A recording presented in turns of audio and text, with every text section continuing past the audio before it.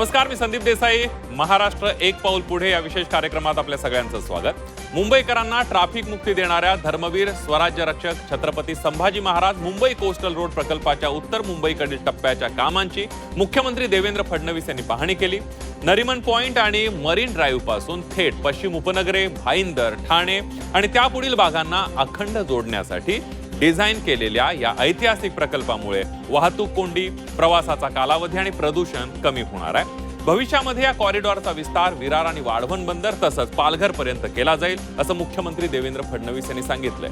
महत्त्वाचं म्हणजे या प्रकल्पामुळे वर्सोवा ते दहिसर प्रवासाचा कालावधी कमी होऊन अवघ्या 15 ते 20 मिनिटांवर येण्याची शक्यता आहे. मॉन्सून ज्यावेळेस हेवी होईल त्यावेळेस समुद्राच्या आत काम करणं कठीण जाईल, पण त्या काळामध्ये कनेक्टर्सचं काम हे मात्र होऊ शकेल.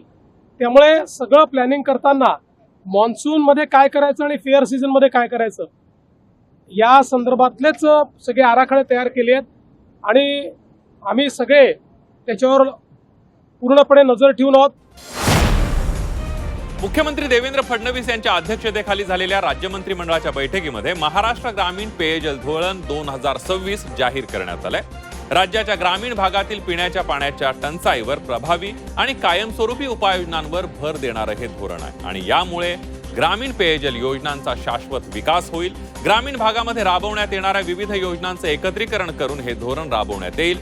या धोरणाच्या माध्यमातून नागरिकांना स्वच्छ, निर्जंतुक आणि दर्जेदार पाणी पुरवठा व्हावा यासाठीचं हे नियोजन आहे आणि यातून नागरिकांना 100% आणि समान प्रमाणामध्ये शुद्ध पिण्याचं पाणी उपलब्ध करून देण्याचा प्रयत्न, तसंच गावांची जल स्वयंपूर्तता, जलस्रोतांचं पुनर्जीवन करून स्रोतांची शाश्वतता, जलसंवर्धनासाठी पर्जन्य जल संकलन, सांडपाणी पुनर्वापर आणि पुनर्चक्रण यावर भर दिला जाणार आहे. उन्हाळ्याची सुट्टी संपून राज्यभरात नव्या शैक्षणिक वर्षासह 15 जून रोजी शाळा सुरू झालेल्या आहेत आणि या निमित्तानं मुख्यमंत्री देवेंद्र फडणवीस, उपमुख्यमंत्री एकनाथ शिंदे आणि उपमुख्यमंत्री सुनेत्रा पवार यांनी शाळांच्या प्रवेशोत्सव कार्यक्रमामध्ये सहभागी होऊन चिमुकल्यांचा आत्मविश्वास वाढवला. मुख्यमंत्री देवेंद्र फडणवीस यांनी पनवेलच्या वहाळ भागातील PM श्री रायगड जिल्हा परिषद प्राथमिक शाळेत हजेरी लावली. तिथल्या विद्यार्थिनींशी संवाद साधला, त्यांना कविता म्हणायला लावल्या. एका चिमुकलीनं सहजपणे मुख्यमंत्र्यांची मुलाखतही घेतली. तिने निरागसपणे विचारलेल्या प्रश्नांची मुख्यमंत्र्यांनी दिलखुलासपणे उत्तरं दिली.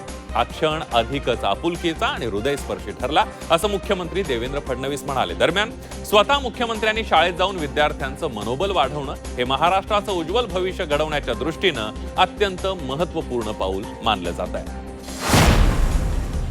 आता आपण मुलाखतीकडे वळूया. छोटे प्रश्न विचारा.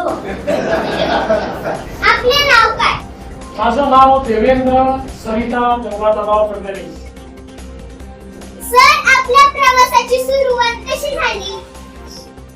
या प्रवासाची सुरुवात ही एक विद्यार्थी चळवळीतून झाली. ते माझे विद्यार्थी परिषदेमध्ये विद्यार्थ्यांच्या प्रश्न सोडवत मी इकडे आलो. उपमुख्यमंत्री एकनाथ शिंदे यांच्या अध्यक्षतेखाली मुंबई आणि महानगर परिसरातील मान्सूनपूर्व तयारीचा आढावा घेण्यासाठी बैठक पार पडलेली आहे. आगामी पावसाळ्यामध्ये 0 जीवितहानी हे उद्दिष्ट ठेवून यंत्रणांनी समन्वयातून काम करावं असे निर्देश उपमुख्यमंत्री एकनाथ शिंदे यांनी संबंधित अधिकाऱ्यांना आणि यंत्रणांना दिलेत. यंदा पाऊस लांबणीवर पडल्यानं आपत्ती नियंत्रणासोबतच पिण्याच्या पाण्याचं नियोजन करण्याची आवश्यकता आहे असं उपमुख्यमंत्री एकनाथ शिंदे म्हणाले.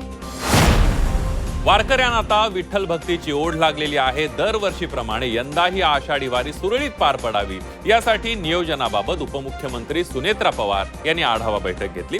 बैठकीला पालखी सोहळा विश्वस्त, विविध संस्थांचे प्रतिनिधी, पुणे, सातारा, सोलापूर जिल्ह्यातील वरिष्ठ प्रशासकीय अधिकारी तसंच लोकप्रतिनिधी उपस्थित होते. पांडुरंगाच्या भेटीला जाणाऱ्या लाखो वारकऱ्यांना कोणतीही अडचण येऊ नये, त्यांना सर्वोत्तम सुविधा मिळाव्यात यासाठी सविस्तर चर्चा या बैठकीमध्ये झालेली आहे. स्वच्छ वारी, निर्मल वारी, हरित वारी हे अभियान अधिक प्रभावीपणे राबवण्यावर भर देण्याबाबत आणि वारी मार्गावर कायदा आणि सुव्यवस्था, सुरक्षा उपाय, वाहतूक व्यवस्थापन, पुरेसा पोलीस बंदोबस्त ठेवण्याबाबत आवश्यक त्या सूचना देण्यात आलेल्या आहेत. यानंतर महाराष्ट्र एक पाऊल पुढे या विशेष कार्यक्रमात इथंच थांबूया. ताज्या बातम्यांसाठी पहा फक्त झी 24 तास.